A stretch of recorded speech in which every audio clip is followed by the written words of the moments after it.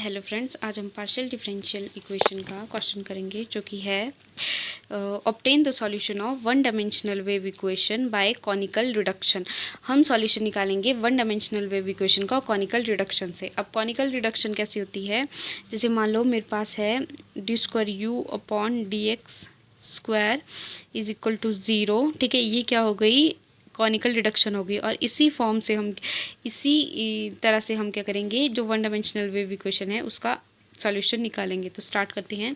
सबसे पहले लिखेंगे वन डायमेंशनल वेव इक्वेशन को। तो वन डायमेंशनल वेव इक्वेशन क्या है, U T T minus C square U X X is equal to zero. This can be reduce to the characteristic form by transformation. ठीक है, ये क्या करेगा, reduce करेगा।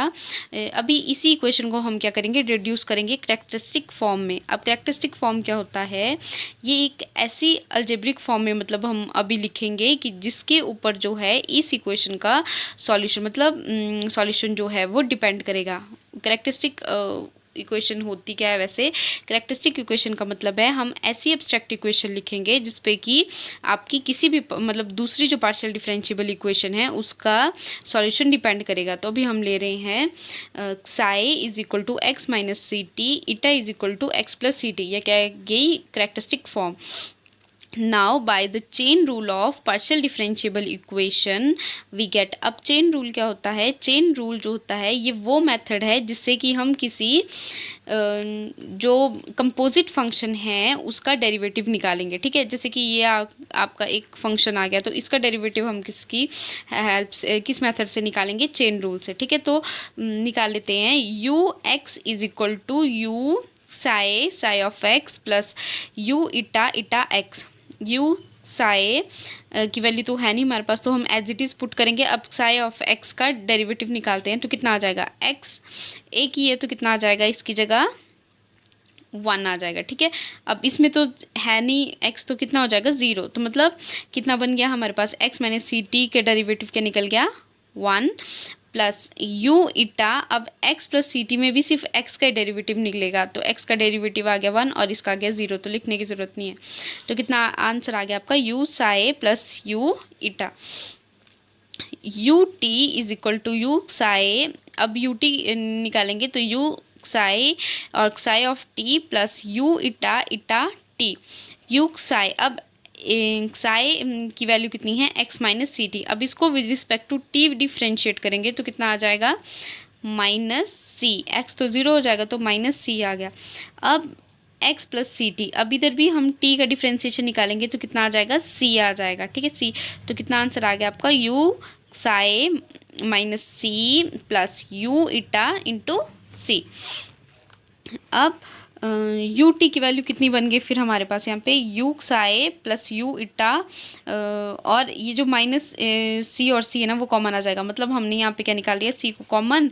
अब यू इटा जो है वो पॉजिटिव है, उसको पहले लिख दिया, और यू साई जो है वो नेगेटिव है तो उसको बाद में लिख दिया, तो माइनस यू साई और सी आ गया। ठीक है, ये हमने निकाल दी यू एक्स और यू टी की वैल्यू।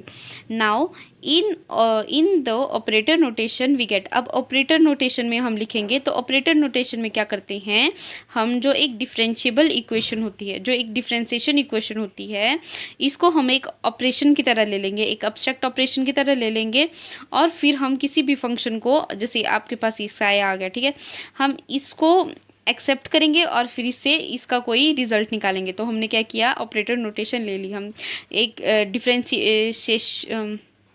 डिफरेंशिएबल इक्वेशन ले लेंगे, एक डी अपॉन डी एक्स ले लेंगे, एक ले लेंगे हम डी अपॉन डी टी। ठीक है, इसी से ही फिर हम फंक्शन इसमें ले लेंगे साई और ईटा दोनों में ही, और फिर हम इसका रिजल्ट निकालेंगे। तो हमने लिख लिया D psi D upon D X is equal to D upon D X. अब हमने क्या किया, डी साई से मल्टीप्लाई भी कर दिया और डिवाइड भी कर दिया, plus D upon D x, इसमें भी डी टा से मल्टीप्लाई भी किया और डिवाइड भी किया, तो कितना आ गया, D upon D psi as it is लिख दिया। अब D psi upon D X की वैल्यू कितनी आ जाएगी, अब डी साई जो साई कितना है मेरे पास, एक्स है, तो एक्स माइनस सी टी है, तो अगर इसको डिफ्रेंशिएट करूँगी विद रिस्पेक्ट टू एक्स तो मेरे पास कितना आ जाएगा, वन। एक्स की जगह कितना आ जाएगा, वन, तो वो मैंने यहाँ पे लिख दिया। यहाँ पे, ठीक है। और सेम वैसे ही डी ईटा कितना था हमारे पास, C plus X plus C T. अब इसका डिफ्रेंशिएशन करेंगे तो भी कितना आ जाएगा 1। तो ये मल्टीप्लाई करके कितना बन जाएगा, D upon D psi plus D upon D eta. ये आ गया हमारा आंसर, क्योंकि 1 लिखने की ज़रूरत नहीं है। अब विद रिस्पेक्ट टू टी हम डिफ्रेंशिएट करेंगे तो डी अपॉन, इसमें भी डी अपॉन डी और डी साई से मैं मल्टीप्लाई और डिवाइड करूँगी, प्लस डी ईटा डी अपॉन डी टी लिखूंगी, और इसको डी ईटा और डी ईटा से क्या कर दूंगी, मल्टीप्लाई और डिवाइड कर दूंगी। This is equal to D upon D psi. अब D psi upon D T, psi की वैल्यू कितनी थी, इसकी वैल्यू थी एक्स माइनस सी टी। अब जब एक्स को डिफ्रेंशिएट करूंगी विद रिस्पेक्ट टू टी तो कितना आ जाएगा 0। अब इसको डिफ्रेंशिएट करूंगी तो कितना आ जाएगा माइनस सी। तो मेरे पास कितना आंसर आ गया, माइनस सी। दूसरे की वैल्यू कितनी थी, ईटा की वैल्यू थी एक्स प्लस सी टी, ये तो हो गया 0।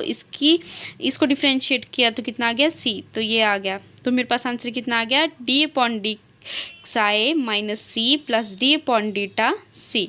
अब मैंने सी कॉमन निकाल दिया तो ये पॉजिटिव है, इसको पहले लिख दिया, तो आ गया D upon D eta minus D upon D Sai. ये बन गई हमारी इक्वेशन। ये आ गई आपकी इक्वेशन नंबर 1 2, ये आएगी इक्वेशन नंबर 4। थर्ड इक्वेशन आपकी ये वाली आएगी।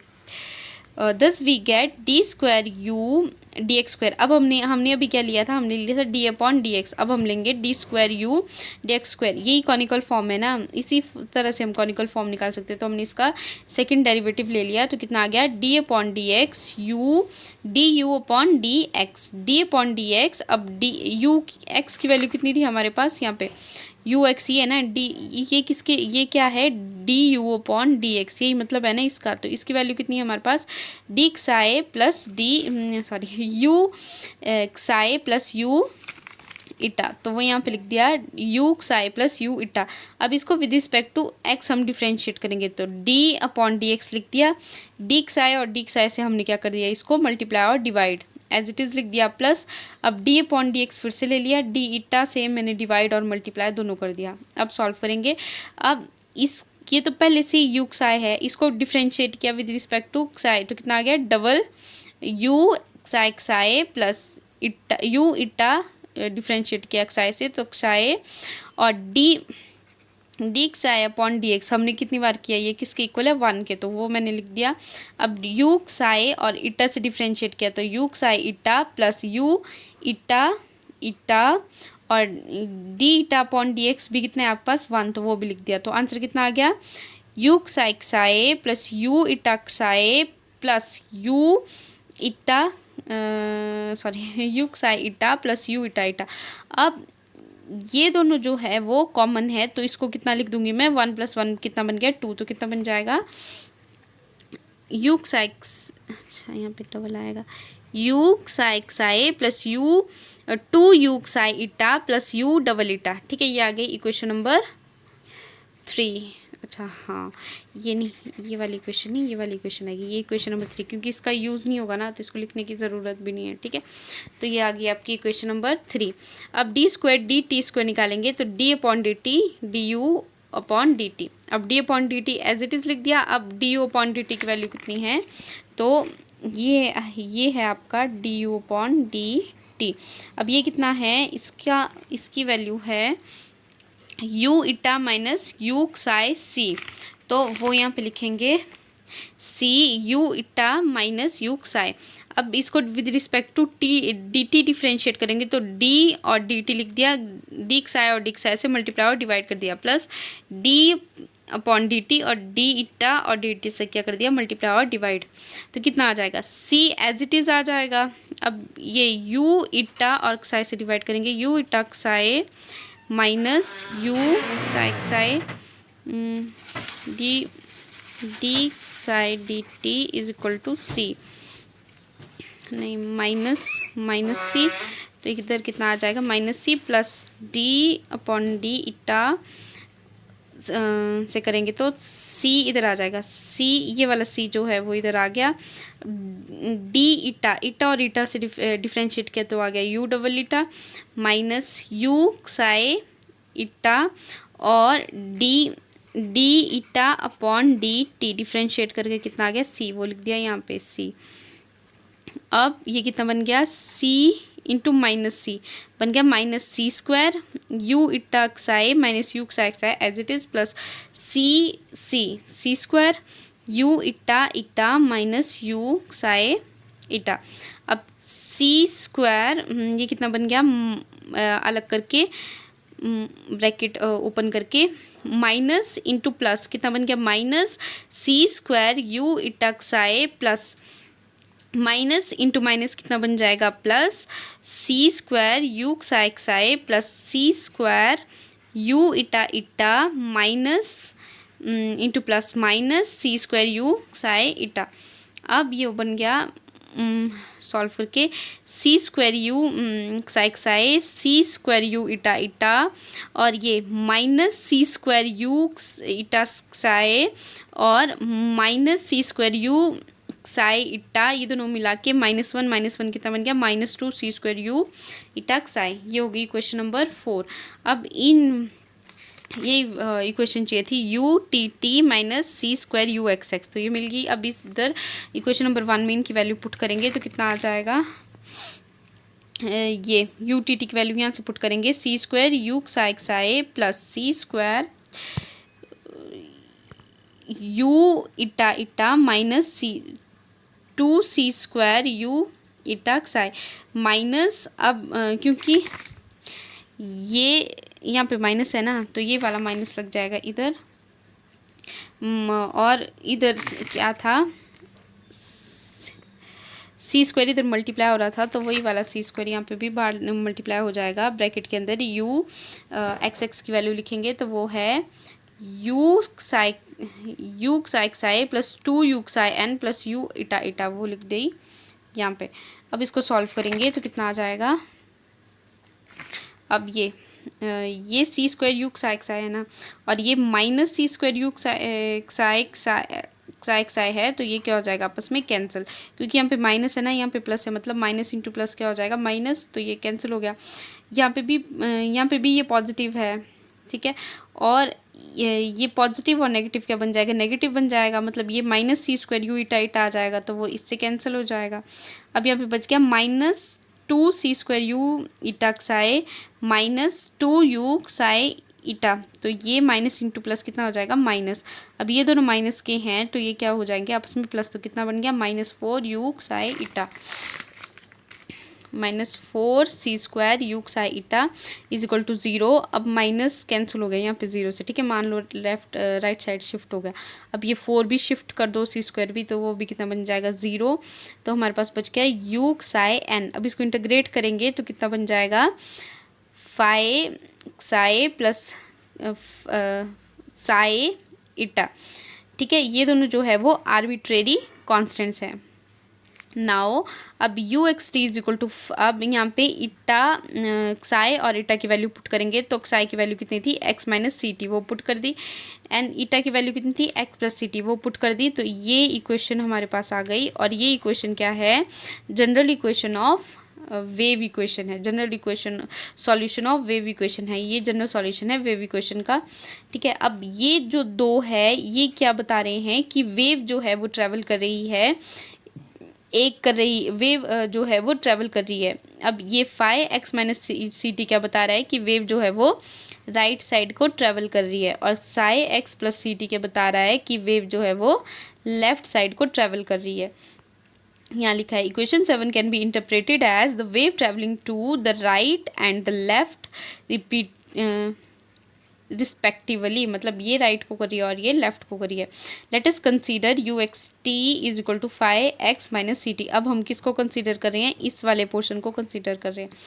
तो मैंने बताया था कि जो 5x माइनस सी टी थी वो किस तरफ को शिफ्ट करती थी, राइट को, और ये psi x plus C T ये किस तरफ को शिफ्ट कर रही है, ट्रैवल कर रही है लेफ्ट साइड को, ठीक है, तो ये ट्रैवल करिए लेफ्ट साइड को।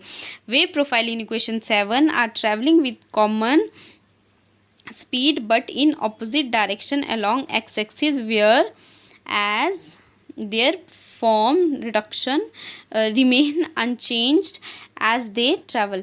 मतलब जो आपकी दोनों वेव्स है वो स्पीड तो सेम स्पीड के साथ ट्रैवल कर रही है, पर क्या कर रही है, ऑपोजिट डायरेक्शन में ट्रैवल कर रही है।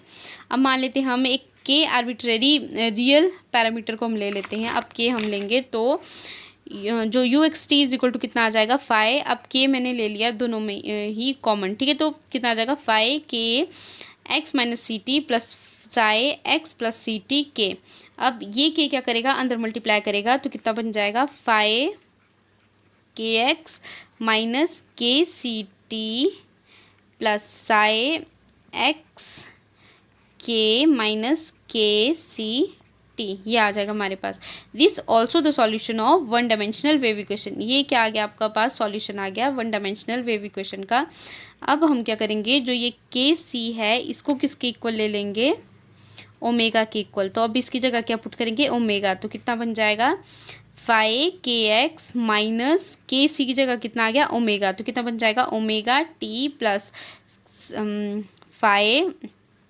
साई के एक्स प्लस ओमेगा टी, ये बन जाएगी नाइन्थ इक्वेशन।